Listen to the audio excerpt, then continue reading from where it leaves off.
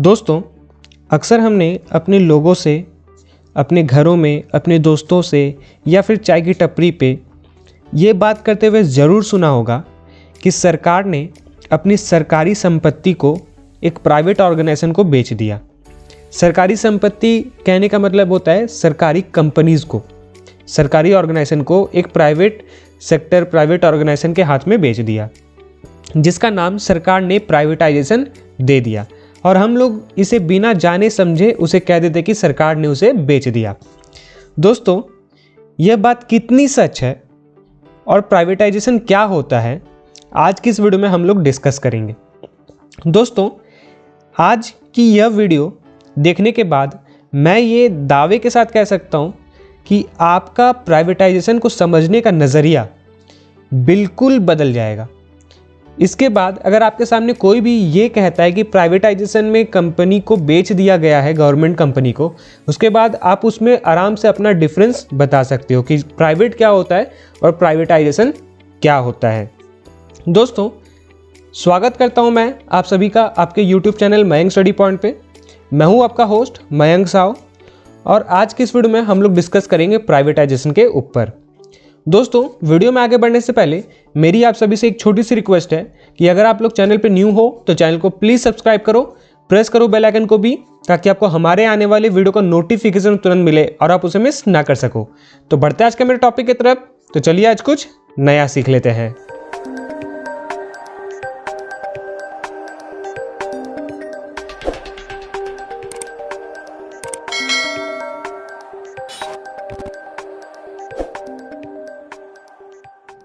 तो दोस्तों, जैसे कि आप सभी ने अपने इमेज में या फिर वीडियो स्टार्ट करने से पहले थंबनेल में देख ही लिया है कि आज के इस वीडियो में हम लोग प्राइवेटाइजेशन की बात करेंगे। प्राइवेटाइजेशन होने का कारण क्या होता है, इसके ऊपर बात करेंगे और प्राइवेटाइजेशन के कुछ एग्जांपल्स की बात करेंगे। वो प्राइवेटाइजेशन अभी से शुरू हुआ या फिर पहले भी शुरू हुआ था, और कुछ इसके हिस्ट्री के बारे में भी समझने की कोशिश करेंगे।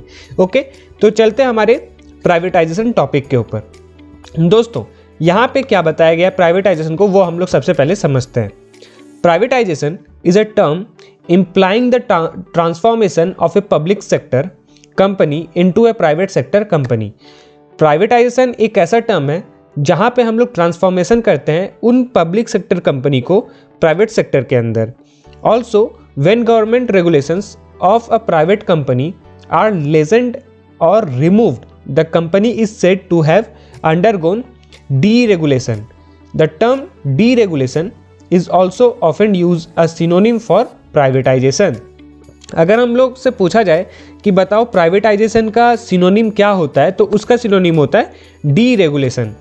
जब गवर्नमेंट अपने कंपनीज के अंदर कुछ ऐसा चीज़ देखती है कि जैसे सपोज कर लीजिए गवर्नमेंट ने अपनी किसी कंपनी के ऊपर ये देखा कि वो काफ़ी टाइम से नुकसान में जा रहा है और वो अच्छा प्रॉफिट नहीं कर रहा, लोगों का उस पर इंटरेस्ट धीरे धीरे ख़त्म हो रहा है, उस पर बहुत ज़्यादा प्रॉब्लम्स आ रही हैं, तो गवर्नमेंट क्या करती है, उन कंपनीज़ को प्राइवेट सेक्टर कंपनीज़ के अंदर ट्रांसफ़र कर देती है। वो एक तरह का लीज़ होता है।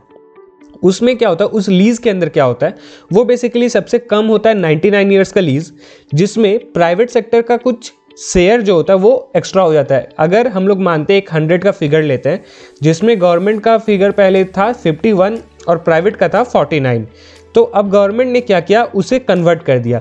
गवर्नमेंट ने अपना शेयर ऑफ परसेंट 49 कर दिया और प्राइवेट ऑफ परसेंट 51 कर दिया, जिसमें क्या होगा कि गवर्नमेंट अपना डिसीजन अब नहीं दे पाएगी। अब वहाँ पे जो काम होगा वो प्राइवेट सेक्टर के माइंडसेट से होगा, उसके रूल्स से चलेगा। अब वो चलने का कारण क्या होगा, जब कोई चीज़ प्राइवेट होता है, जैसे कि हम लोग सभी चीज़ समझते हैं कि कॉरपोरेट में जो होता है, अगर हम लोग बिल्कुल आसान भाषा में समझें तो दोस्तों प्राइवेट और कॉरपोरेट में क्या होता है, कॉरपोरेट जो प्राइवेट सेक्टर का होता है उसमें लोग काम करते हैं और काम करने के पैसे मिलते हैं, और गवर्नमेंट में बहुत ही कम ऐसा आपको डिपार्टमेंट देखने को मिलता है, बहुत ही कम डिपार्टमेंट के ऐसे लोग देखने को मिलेंगे जो लोग काम करते हैं, वरना सभी लोग यहाँ पे काम टालने की कोशिश करते हैं, आज नहीं कल करेंगे, कल नहीं परसों करेंगे, ऐसा होता है। तो ये रेगुलेशन जो चल रहा होता है कि आज नहीं कल करेंगे, कल नहीं परसों करेंगे, उसी से कंपनी जो है धीरे धीरे घाटे की तरफ चलने लगती है। अब जब ये कंपनीज घाटे की तरफ चलने लगती है, गवर्नमेंट देखती है कि अब तो यहाँ से मुझको कुछ रेवेन्यू हो नहीं रहा, उल्टा मेरे ही एसेट से ये पैसे जा रहे हैं, मुझको सैलरीज देने पड़ रहे हैं, तो वो गवर्नमेंट क्या करता है, उसको चेंज कर देता है, कन्वर्ट कर देता है।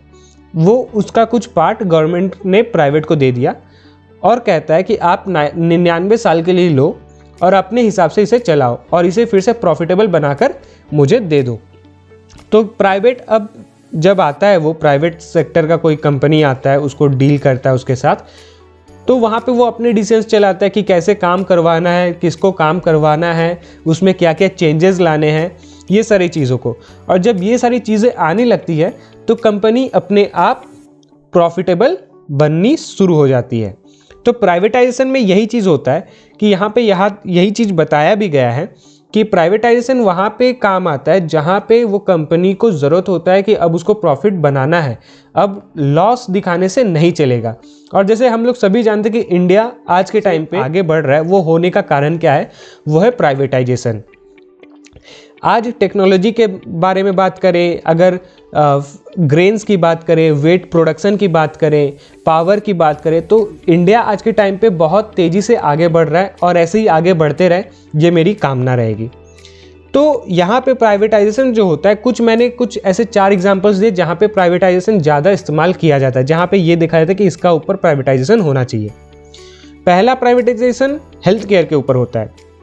हेल्थ केयर कैसे, आप गवर्नमेंट हॉस्पिटल जाओ और एक बार प्राइवेट हॉस्पिटल जाओ, आपको खुद ब खुद वहाँ पे डिफरेंस पता चल जाएगा। वो कैसा डिफरेंस, अगर आप लोग अभी इमेजिन कर रहे हो तो आपको सबसे पहले आपको ये देखने को मिलेगा कि वहाँ का इंफ्रास्ट्रक्चर। आप गवर्नमेंट हॉस्पिटल में जाते हो तो वहाँ पे एक एक बेड पे 3 लोग 4 लोग बैठे हुए हैं, लेटे हुए पेशेंट, किसी का हाथ टूटा है, किसी का पैर टूटा है, कोई कुछ कर रहा है, लेकिन एक ही बेड पे 3-4 लोग। डॉक्टर्स की कमी, नर्स की कमी, कुछ रिस्पॉन्सिबिलिटीज़ की कमी, कुछ चीज़ें नहीं है उपलब्ध, मशीनरीज उपलब्ध नहीं है। आज के टाइम पे जो हॉस्पिटल्स में प्राइवेटाइजेशन हुई है या फिर जिस हॉस्पिटल में थोड़ा फंडिंग हो रहा है, लोग आ रहे हैं, वहाँ पे आपको थोड़ा बहुत देखने को मिलेगा, लेकिन उसका इंफ्रास्ट्रक्चर आज भी बहुत ही ख़राब है। वहाँ पे जो पेशेंट जाते हैं, पेशेंट के साथ जो रहने वाले उसके गाइड रहते हैं, उन लोग को रहने का जगह नहीं मिलता, वो लोग कहीं फ्लोर पे पड़े रहते हैं या फिर एक ऐसे अवस्था में रहते हैं जहाँ पे इन्वायरमेंट धीरे धीरे वो डैमेज होता जाता है। तो ये होता है प्राइवेटाइजेशन इन हेल्थ केयर में। जब गवर्नमेंट हेल्थ केयर या फिर हॉस्पिटल्स में प्राइवेटाइजेशन का कुछ पार्ट आता है तो वहाँ पे नए नए अच्छे डॉक्टर्स आने लगते हैं, वहाँ का इंफ्रास्ट्रक्चर चेंज होता है, वहाँ पे आपको चेंजेस देखने को मिलेंगी, अवेलेबल बेड हो जाएगा। जैसे आज के टाइम पे हम लोग अगर कोविड की बात करें तो कोविड के टाइम पे बहुत सारे ऐसे हॉस्पिटल्स हैं जिनमें चेंजेस आई है। पहले बेड्स नहीं थे तो बेड्स अवेलेबल हुए, डॉक्टर्स नहीं थे तो डॉक्टर्स अवेलेबल हुए। तो ये सारी चीज़ें प्राइवेटाइजेशन के बाद शुरू हो जाती है।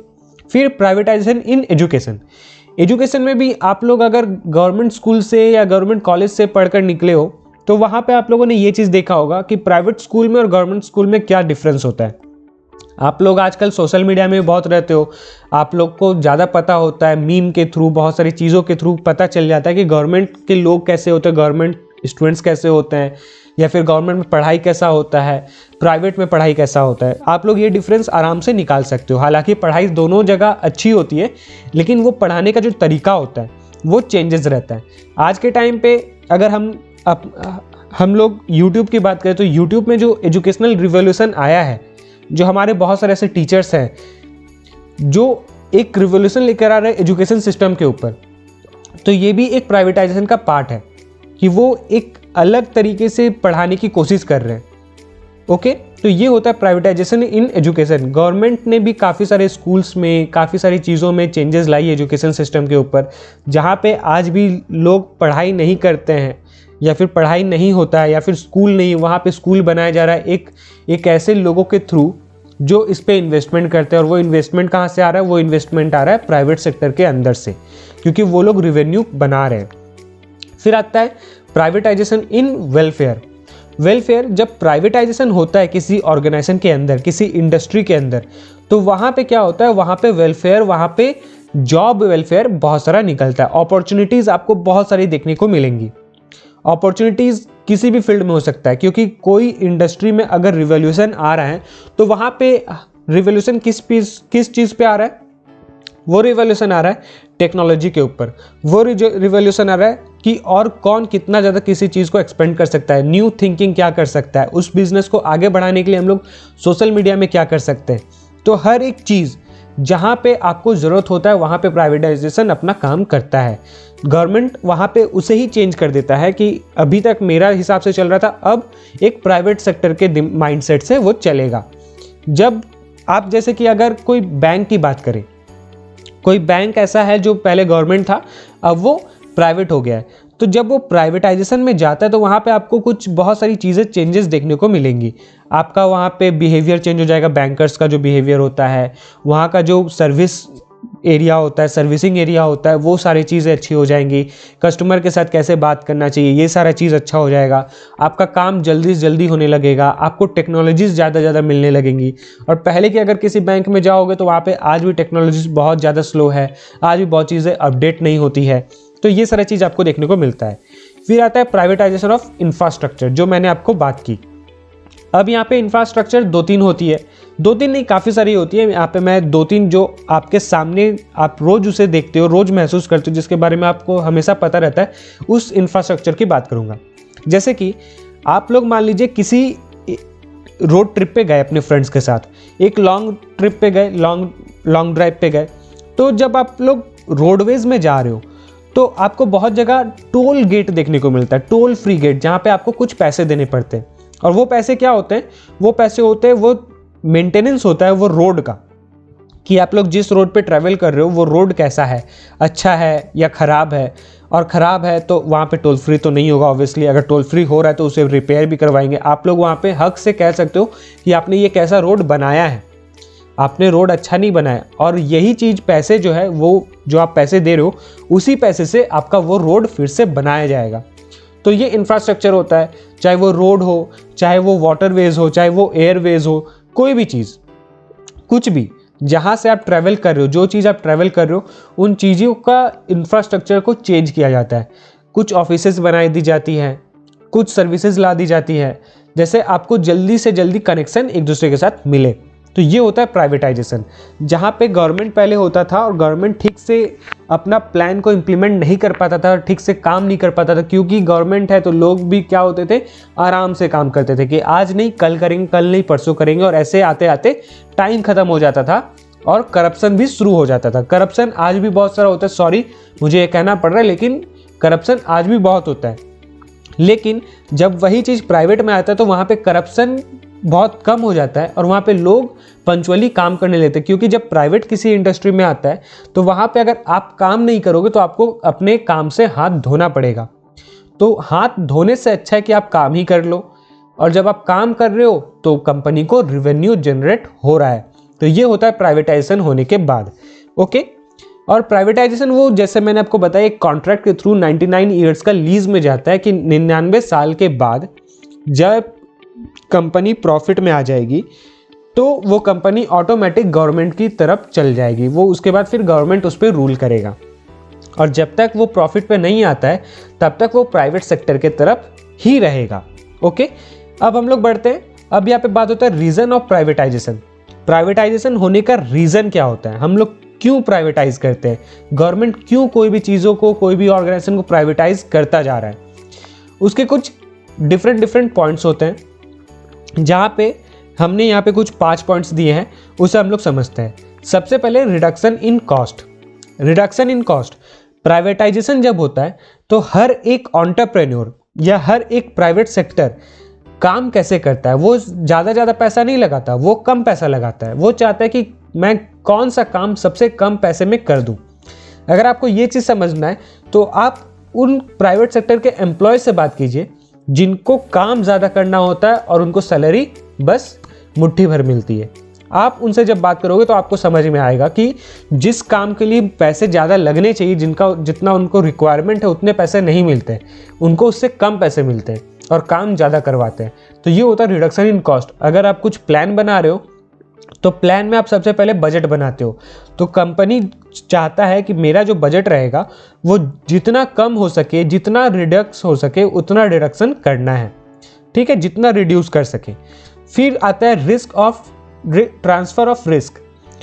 गवर्नमेंट कोई भी प्लान को इम्प्लीमेंट करने से पहले बहुत बार सोचता है और बहुत रिस्की होता है कोई भी प्लान को इम्प्लीमेंट करने के लिए, साइन करने के लिए। ऑब्वियसली बहुत रिस्की होता है कि ये प्लान चलेगा या नहीं चलेगा। और प्राइवेट सेक्टर में क्या होता है, वो रिस्क को लेना चाहते हैं, वो काम करना चाहते हैं। वो नहीं सोचते कि आगे क्या करना है, वो क्या करते हैं, पहले वो काम करते हैं। अब उसमें क्या प्रॉब्लम्स आ रही है उनको एक एक करके सॉल्यूशन देते हैं। तो ट्रांसफ़र ऑफ रिस्क जब प्राइवेटाइज होता है तो गवर्नमेंट के सर से वो एक रिस्क जो होता है वो चला जाता है और वो सीधा किसके हाथ में आ जाता है, वो आता है प्राइवेट सेक्टर के ऊपर, कि कुछ भी रिस्क होगा वो प्राइवेट सेक्टर वालों का होगा, मेरा कोई रिस्क नहीं है इसमें। उसके बाद आता है potential revenue source. Potential revenue source जैसे कि मैंने आपको अभी टोल फ्री के बारे में बताया, टोल फ्री गेट, ठीक वही चीज़ होता है पोटेंशियल रेवेन्यू सोर्स में। जो आप कहीं भी ट्रैवल कर रहे हो वहाँ से वो लोग कुछ ना कुछ ऐसा इस्तेमाल करते हैं, टिकट यूज़ करते हैं, प्राइस यूज़ करते हैं, प्राइस कलेक्ट करते हैं, जहाँ से आपका रेवेन्यू आता रहता है। और उसी रेवेन्यू से कॉन्ट्रैक्टर को, डीलर्स को, जो रोड बनाते हैं उन इंजीनियर्स को, उनको पैसे दिए जाते हैं। वहीं से उनका सामान खरीदा जाता है, रॉ मटेरियल्स उन्हीं से खरीदा जाता है। आप जैसे कि अगर किसी टूरिस्ट एरिया में गए, वहाँ पे गवर्नमेंट ने बहुत अच्छे से काम किया है। गवर्नमेंट ने अगर कुछ प्राइवेटाइज़ कर दिया, जैसे कि मैं अगर रेड फोर्ट की बात करूँ, कुछ एयरपोर्ट्स की बात करूँ, जो पहले गवर्नमेंट थी अब वो प्राइवेट सेक्टर पे आज गई है, जिसे प्राइवेटाइजेशन कहते हैं, जो लीज पे लिया गया है। तो वहाँ पे आप जब गवर्नमेंट के टाइम पे गए थे, जब वो गवर्नमेंट के हाथ में था, तो वहाँ पे आपको इंफ्रास्ट्रक्चर, वहाँ का इन्वायरमेंट आपको अलग देखने को मिलता था। लेकिन अगर अभी आप जाओगे तो वहाँ पे बहुत सारी चीज़ें डेवलप देखने को मिलेंगी, कि जहाँ पे जैसे कि अगर गवर्नमेंट का बात करें, गवर्नमेंट के टाइम पे अगर किसी स्टेशन, किसी प्लेटफॉर्म या फिर किसी एक ऐसे जगह पे लिखा हुआ है कि यहाँ पे थूकना मना है, तो वहीं पे लोग थूके हुए। लेकिन अगर यही चीज़ प्राइवेटाइज हो गया और वहाँ पे लिखा हुआ है कि यहाँ पे थूकना मना है, तो किसी का मजाल है कि वहाँ पे वो थूक दे। अगर वो थूकेगा तो उसको बाकायदा उसे फ़ाइन देना पड़ेगा। और जब कोई बंदा या कोई बंदी वहाँ पे उस चीज़ को लिए फ़ाइन देता है, तो फिर अगली बार से वो ध्यान में रखता है कि मुझको यहाँ पे ये चीज़ें नहीं करनी है। जहाँ पे किसी तरह का रिस्ट्रिक्शंस लगा हुआ है वहाँ पे वो चीज़ें नहीं करनी है, क्योंकि वहाँ पे लोग पकड़ेंगे आपको और आपको वहाँ पे फ़ाइन देना पड़ेगा। तो ये सारी चीज़ें होती है। अब पोटेंशियल रेवेन्यू सोर्स यही चीज़ होता है कि आपने कहीं पे लगा दिया रिस्ट्रिक्शंस, या फिर लगा दिया कि आप लॉन्ग ट्रिप पे जा रहे हो, टोल फ्री गेट लगा दिया गया। वाटरवेज में जा रहे हो तो आपको वाटरवे का पैसे देने पड़ेंगे, टिकट लेना पड़ेगा, वहाँ का सर्विसिंग चार्जेस देने पड़ेंगे, टैक्स देने पड़ेंगे। तो ये सारी चीज़ें होती है जहाँ से गवर्नमेंट को और ज़्यादा पैसे मिलती है। फिर आता है सर्विस क्वालिटी इम्प्रूवमेंट। गवर्नमेंट का बहुत सारा ऐसा सर्विस रहता था जो ख़राब रहता था, अच्छा नहीं होता था। आप आज फ़ोन कर रहे हो, वो बोलता था कि कल आना सर, कल फ़ोन करना सर, परसों फ़ोन करना सर, और वो काम धीरे धीरे पेंडिंग होता था और क्वालिटी में भी इम्प्रूवमेंट नहीं होता था और उल्टा वो ख़राब होता था। लेकिन जब कोई ऑर्गेनाइजेशन के अंदर प्राइवेटाइजेशन हो जाता है, किसी गवर्नमेंट ऑर्गेनाइजेशन का प्राइवेटाइजेशन हो रहा है, तो वहाँ पे लोग के काम में, लोगों के सर्विसेज में चेंजेस आता था, क्वालिटी में चेंजेस आता था, सर्विस क्वालिटी इंप्रूवमेंट होता था। अगर मैं किसी ऐसी बैंक की बात करूं जहां पे आप लोग, तो बहुत वो बैंक हालांकि वायरल हुआ था, जहां पे लोग हमेशा बोलते थे कि आप लंच के बाद आना। होप आप लोग समझ रहे होंगे वो जो बैंक है, वो बैंक का नाम आप कमेंट में बता सकते हो। वहाँ पे बताया जाता था कि आप लंच के बाद आओ, या फिर वहाँ पे सही से काम नहीं होता था। लेकिन आज के टाइम पे वो बैंक में काम हो रहा है। क्यों हो रहा है? क्योंकि उसमें इम्प्लीमेंटेशन आ रहा है, उसको इम्प्रूव किया जा रहा है, वहाँ पे कस्टमर से ठीक से बात की जा रही है। नहीं तो पहले वहाँ के लोग कस्टमर से बात भी नहीं करते थे ठीक से, चाहे वो बुज़ुर्ग हो, चाहे वो सीनियर हो, चाहे वो जूनियर हो, किसी से भी ठीक से बात नहीं करते थे। आज वो चेंजेस आ रहा है, आज वो चेंजेस टेक्नोलॉजी में आ रहा है उसी बैंक के अंदर, और वो चीज़ मैं भी फील कर रहा हूँ कि हाँ, इसके अंदर ये सारी चीज़ें आने लगी है। पहले लोगों को क्या होता था कि बैंक जाना पसंद नहीं करते थे। हर युवा आज के टाइम पे भी, मैं खुद बैंक जाना पसंद नहीं करता। मैं चाहता हूँ कि मेरे घर में मेरे वन पॉइंट पे सभी चीज़ें हों। आज यूपीआई आ गया, आज बारकोड आ गया, बहुत सारी चीज़ आ गया, भीम यूपीआई आ गया। तो इन सभी का यूज़ कैसे हो रहा है? यही टेक्नोलॉजी का थ्रू, प्राइवेटाइजेशन के थ्रू हो रहा है। बैंक आजकल यूपीआई यूज़ करता है। कैसे करता है? बारकोड का यूज़ करता है, टेक्नोलॉजी का यूज़ करता है। कैसे करता है? इसी चीज़ के कारण करता है। ओके, फिर आता है पंक्चुअलिटी ऑफ डिलीवरी। अगर आप कोई प्रोजेक्ट ले रहे हो और वो प्रोजेक्ट है मैन्युफैक्चरिंग का, प्रोडक्शन का, और गवर्नमेंट के टाइम पे वो मैन्युफैक्चरिंग अगर प्रोडक्ट होता, मान लीजिए 1 ट्रिलियन प्रोडक्शन आपको करना है 1 साल के अंदर, लेकिन गवर्नमेंट एम्प्लॉयज़ हैं, काम नहीं कर रहे हैं, वो 1 ट्रिलियन की जगह 1 बिलियन कर रहे हैं। या उससे भी कम कर रहे हैं, तो ये प्रॉब्लम होता था। लेकिन जैसे ही वो चीज़ प्राइवेटाइज हुआ तो वहाँ पे 1 ट्रिलियन जितना टाइम दिया हुआ है उतना टाइम में ही होगा, क्योंकि प्राइवेटाइजेशन के पास माइंडसेट है, टेक्नोलॉजी है, स्ट्रैटेजी है, वो समझते कि कैसे काम करवाना है, उनके पास लोग हैं, रिसोर्सेस है। और जो लोग ये सोचते हैं कि मेरे को काम नहीं करना है, और प्राइवेटाइजेशन का सभी जानते हैं कि अगर आप काम नहीं करोगे तो कंपनी आपको निकाल देगी, तो निकलने का डर से, आपके सैलरी जाने का डर से, आपके सैलरी कटने का डर से लोग काम करते हैं। और जब काम होता है तो वो डिलीवरी टाइम पे होता है। तो ये होता है पंक्चुअलिटी ऑफ डिलीवरी। अगर आपको बताया गया है कि 1 दिन बाद आपको इसका रिजल्ट मिलेगा, तो 1 दिन बाद आपको उसका रिजल्ट मिलेगा। तो ये होता है। फिर अब हम लोग बात करते हैं privatisation in India. Privatisation India में कैसे हुआ, क्यों हुआ, और इसका होने का कारण क्या हुआ था, और ये जब आया तो इसमें पॉलिटिकल इश्यूज क्या क्या हुई। Privatisation in India has a long been a political issue at the national level. Privatisation जब इंडिया में हुआ तो ये बहुत बड़ा पॉलिटिकल इशू बन गया, एक नेशनल लेवल का पॉलिटिकल इशू बन गया, जो कि बनना नहीं चाहिए था। लेकिन हमारा यहाँ पे जो पॉलिटिक्स है वो थोड़ा सा, आप लोग सभी समझते हो, कंट्रोवर्सी है कि कोई भी आदमी किसी का भी बिल को पास करना देना नहीं चाहता है, सभी को लगता है कि वो गलत है। तो इस चीज़ के कारण ये एक नेशनल इशू बन गया, और लोगों को, आम जनता को, आम पब्लिक को कन्विंस करते हैं। प्राइवेटाइजेशन का मतलब हो गया कि प्राइवेट, सरकार ने बेच दिया। प्राइवेटाइजेशन क्या होता है वो नहीं समझ पाते, लेकिन आपकी इस वीडियो के बाद आपको भी क्लियर हो जाएगी प्राइवेटाइजेशन क्या होता है। फिर अगर आपको कोई बोले कि प्राइवेट, सरकार ने अपना सारा संपत्ति प्राइवेट को बेच दिया है, तो आपको क्लैरिफिकेशन रहेगा कि हाँ, बेचना क्या होता है और प्राइवेटाइजेशन क्या होता है। प्राइवेटाइजेशन एक लीज पे गया रहता है। Privatization of some sectors in the past had stirred up protest from employee unions and political parties. Privatisation जब किसी सेक्टर में हुआ था, कुछ सेक्टर्स में हुए थे, तो वहाँ पे लोगों ने प्रोटेस्ट किया था, वहाँ के एम्प्लॉय ने प्रोटेस्ट किया था, कुछ पॉलिटिकल पार्टीज़ ने, एम्प्लॉय के यूनियंस ने प्रोटेस्ट किया था। क्यों किया था? क्योंकि वो लोग, एक जो पॉलिटिकल पार्टी कर रहे वो तो इसलिए कर रहे क्योंकि वो पास नहीं होने देना चाहते, वो किसी चीज़ को बदलना नहीं देना चाहते। और एम्प्लॉय क्यों कर रहे थे? एम्प्लॉय इसलिए काम कर रहे थे वैसा क्योंकि वो चाहते थे कि मुझको बैठे बैठे पैसे मिले, मुझको काम करना ज़्यादा ना पड़े, इसीलिए। Nevertheless in some cases it was imposed, कुछ केसेस में ये इम्पोज्ड भी हो गए थे। While in some the government backed off, और जिसके कारण गवर्नमेंट को पीछे हटना पड़ा जब ये प्राइवेटाइजेशन का बात हुआ था। और वो दो कौन से कंपनीज थे, इसके ऊपर भी हम लोग बात करेंगे। तो इंडिया में बहुत टाइम पे बहुत सारे ऐसे केसेस होते हैं जो के आते हैं, प्लान्स आते हैं, लेकिन उसको हटा दिया जाता है कुछ ना कुछ इशू बनाकर कि ये गलत है, ये सही है, ऐसा है, वैसा है, और उसके पीछे गवर्नमेंट को हटना पड़ता था। तो उस बीच भी 2 ऐसे ऑर्गेनाइजेशंस थे जहाँ पे वो चीज़ हुआ था, प्राइवेटाइजेशन हुआ था। In India, PSUs, public sector undertakings, have contributed to the country's economic and industrial growth through the suffer from acute inefficiencies. कुछ पब्लिक सेक्टर अंडरटेकिंग्स जो है, जहाँ पे उन्होंने कंट्री के इकोनॉमिक को ग्रोथ करने के लिए अपना कंट्रीब्यूशन भी दिया था, और वो लोग गवर्नमेंट सेक्टर्स को प्राइवेटाइज करने की कोशिश भी की थी।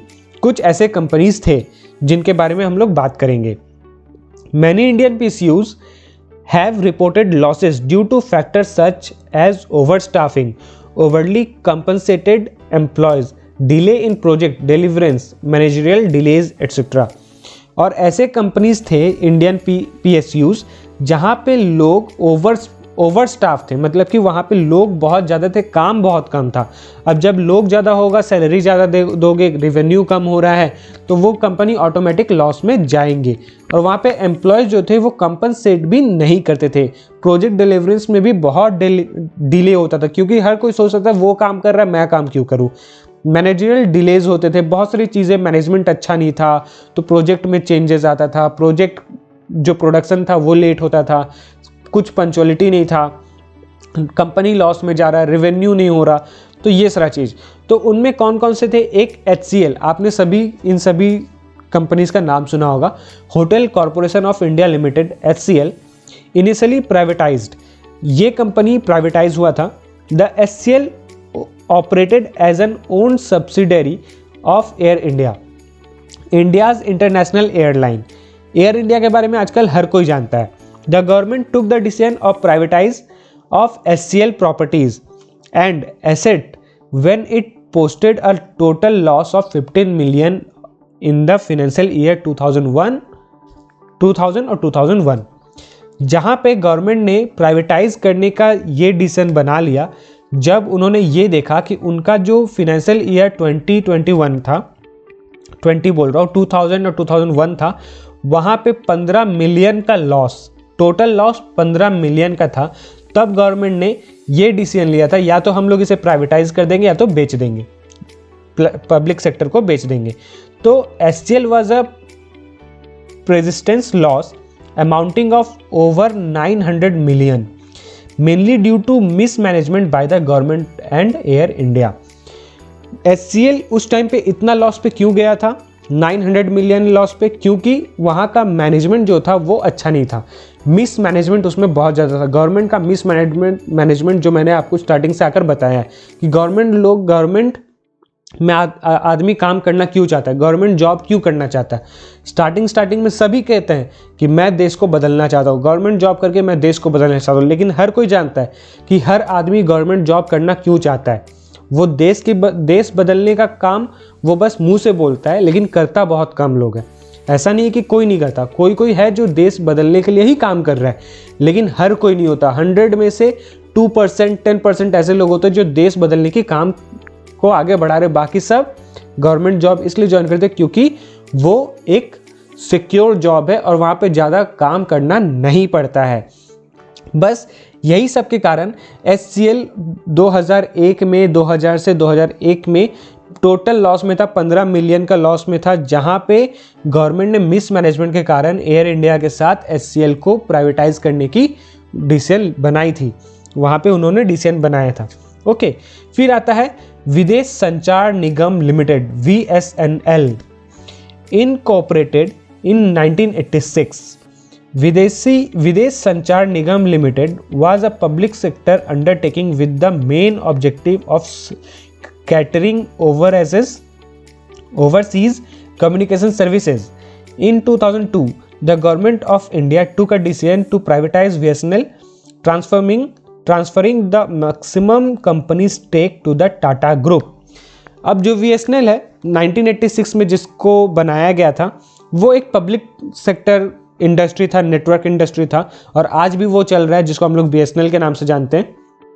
उसमें भी बहुत सारा लॉस देखने को मिल रहा था। तो गवर्नमेंट ने 2002 में डिसीजन लिया कि VSNL को भी प्राइवेटाइज करते हैं, और प्राइवेटाइज के लिए उन्होंने किसे स्टेक्स दे दिए, उन्होंने स्टेक्स दे दिए टाटा ग्रुप को। टाटा ग्रुप जब उसे लिया, VSNL को अपने अंडर लिया, तो उसमें बहुत सारे चेंजेस आ गए, बहुत डिफरेंस आ गया, उसको प्राइवेटाइज कर दिया, उसके अंदर टेक्नोलॉजीज़ काफ़ी सारे आ गए। आज भी BSNL एक ऐसा नेटवर्क बन चुका है जहाँ पे अगर आपको कहीं भी किसी भी जगह में कनेक्ट करना है तो आपको पहले VSNL को कनेक्ट करना होता है, उसके बाद आप फिर कहीं पे कनेक्ट हो पाते हो। तो एक ये सेंटर ऑफ अट्रैक्शन है VSNL, जिसको टाटा ग्रुप ने अच्छे से अभी तक चलाए रखा है और आज तक वो शायद प्राइवेटाइज ही है। तो ये हुआ प्राइवेटाइजेशन का बात। अब बात करते हैं एडवांटेज और डिसएडवांटेज क्या होता है प्राइवेटाइजेशन का। प्राइवेटाइजेशन जब होता है तो उसके कुछ एडवांटेज भी होते हैं और डिसएडवांटेज। जैसे कि हर एक सिक्का का पहलू होता है हेड्स या तो टेल्स, तो हर एक चीज़ का एडवांटेज और डिसएडवांटेज होता है। तो प्राइवेट का एडवांटेजेस क्या है प्राइवेटाइजेशन का? इंक्रीज प्रोडक्टिविटी, जो मैंने आपको स्टार्टिंग से आते हुए बताया है कि इसमें प्रोडक्टिविटी का इंक्रीजमेंट हो जाता है। जब कोई चीज़ बदल रहा होता है तो उसमें प्रोडक्टिविटी ज़्यादा होता है। No political interference, political interference बिल्कुल खत्म हो जाता है। प्राइवेटाइजेशन प्राइवेट माइंडसेट का ऊपर रहता है, प्राइवेट सेक्टर के ऑर्गेनाइजेशन के माइंडसेट के ऊपर रहता है। वो जो डिसीजन लेंगे वही चीज़ होगा, गवर्नमेंट का इसमें किसी भी तरह का इन्वॉल्वमेंट नहीं होता। फॉर साइटेड कमिटमेंट, उन्होंने जो कमिटमेंट कर दिया है, 1 साल मतलब 1 साल, 2 साल मतलब 2 साल, 2 साल में उन्होंने जितना प्रोडक्शन देना है वो दे के रहेंगे आपको, जो एक कमिटमेंट कर दिए हैं। कॉम्पिटिटिव इन्वायरमेंट उनका कॉम्पिटिटिव बन जाता है कि मान लीजिए आज BSNL है और एक तरफ जियो है, तो दोनों के बीच का एक कंपटीशन है कि किसके पास सबसे ज़्यादा सब्सक्राइबर्स है, मेरे पास या उनके पास। ये इन्वायरमेंट बन जाता है। रेवेन्यू जनरेशन, जब ये सारी चीज़ें हो रही है तो रेवेन्यू ऑटोमेटिक जनरेट होगा, चाहे वो टोल फ्री के साथ हो या फिर काम ज़्यादा करवा रहे हो, प्रोडक्टिविटी ज़्यादा हो रहा है, लोगों को जोड़ रहे हैं, हर एक चीज़, अगर कोई चीज़ ज़्यादा हो रहा है तो वहाँ पे हर एक चीज़ का हायरिंग शुरू हो जाता है। तो ये एक तरह का एडवांटेजेस होता है। Disadvantages, naturally monopoly. अब नेचुरल मोनोपोली होता है इसके अंदर कि ज़्यादा कुछ चेंजेस नहीं आएंगे या फिर सब कुछ समान रहेगा, मोनोपोली तरीके से काम करेगा। Decline in public interest, public का इंटरेस्ट इसमें कम होने लगेगा। क्यों कम होने लगेगा? क्योंकि अब इसमें काम हो रहा है तो लोग इस कंपनी में आना कम चाहेंगे कि मैं उस कंपनी में क्यों जाऊँ, उसमें तो काम होता है, मैं काम नहीं करूँगा। तो ये एक इंटरेस्ट ख़त्म होना शुरू हो जाता है।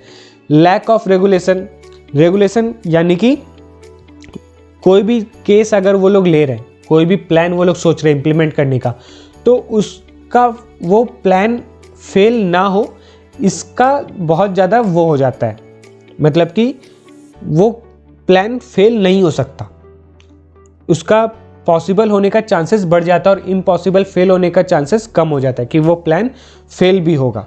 ओके, फिर लॉ फ्यूचर इन्वेस्टमेंट, लो फ्यूचर इन्वेस्टमेंट कि फ्यूचर में कोई दूसरा इन्वेस्टमेंट भी आएगा, ऐसा कुछ नहीं होता। लो फ्यूचर इन्वेस्टमेंट नहीं आएगा, जो भी आएगा इससे ज़्यादा आएगा। आज अगर 1000 करोड़ का आया है तो कल 2000 करोड़ का आएगा, 500 करोड़ का नहीं आएगा। फ्रैगमेंटेशन ऑफ कंपनीज, फ्रैगमेंटेशन दोस्तों, जब जो प्राइवेट सेक्टर होता है ना वो डिपार्टमेंट वाइज चलता है और यही चीज़ होता है प्राइवेटाइजेशन का एक डिसएडवांटेज भी, लेकिन ये एक अच्छा चीज़ आता भी है कि अगर आप जब डिपार्टमेंट वाइज किसी को पार्ट कर देते हो तो आपको समझ में आता है कि इस डिपार्टमेंट के लिए आप एक अलग मैनेजर बना दिए, उस डिपार्टमेंट के लिए आप एक अलग मैनेजर बना दिए। अब वो मैनेजर एक दूसरे से अपना काम करवा रहे हैं, अपने जो उसके जो एम्प्लॉयज़ हैं जिनको वो काम करवा रहे हैं उनका ही रिपोर्ट वो बना रहे हैं, बाकी ऑर्गेनाइजेशन से उनको मतलब नहीं, उनको अपने डिपार्टमेंट से मतलब है और वो अच्छा प्रोडक्शन देकर दे रहे हैं। तो ये होता है डिसएडवांटेज भी कि अगर कोई गवर्नमेंट ऑर्गेनाइजेशन को उसका फ्रैगमेंटेशन कर रहा है, उसको डिवीज़न दे रहा है, तो एक चेंजेस आता है, एक प्रॉब्लम आता है कि वहाँ पे लोगों की ज़रूरत पड़ने लगती है और लोगों को काम समझ में आने लगता है, समझाना भी मुश्किल हो जाता है। कई बार किसी का स्पेशलाइजेशन कुछ होता है तो उनको काम कुछ और करवाए जाते हैं। तो ये सारी चीज़ें होती हैं डिसएडवांटेजेस। तो मैंने आपको प्राइवेटाइजेशन का एडवांटेज और डिसएडवांटेज भी बता दिया। अगर आपको 10 मार्क्स के लिए मिलता है कि प्राइवेटाइजेशन के बारे में बताओ क्या होता है, तो आप इस नोट्स को पूरा लिख सकते हो। 10 मार्क्स के लिए आपको 100% मार्क्स मिलने वाला है। एडवांटेज डिसएडवांटेज भी लिख सकते हो, ये मैंने पॉइंट्स में बताए हैं क्योंकि ये पीपीटी है। आप चाहो तो इसके बारे में पूरा डिटेल्स में लिख सकते हो, जैसे कि मैंने आपको पूरे वीडियो में एक्सप्लेन किया है, उसी को आप लोग अपने हिसाब से अपने वर्ड्स में बनाकर लिख सकते हो। मैं जानता हूँ आप बहुत स्मार्ट हो, आप लोग जरूर लिखोगे एडवांटेज और डिसएडवांटेज। तो दोस्तों आज के लिए बस इतना ही। उम्मीद करता हूँ कि आप सभी को मेरा वीडियो पसंद आया होगा। तो जाते थे वीडियो को लाइक करें और अगर आप चैनल पे न्यू हो तो चैनल को प्लीज़ सब्सक्राइब करो, प्रेस करो बेल आइकन को भी, ताकि आपको हमारे आने वाले वीडियो का नोटिफिकेशन तुरंत मिले और आप उसे मिस ना कर सके। तो मिलते हैं हमारे अगले वीडियो पे, तब तक के लिए जुड़े रहे मैं स्टडी पॉइंट के साथ। वीडियो को पूरा देखने के लिए आपका बहुत बहुत धन्यवाद।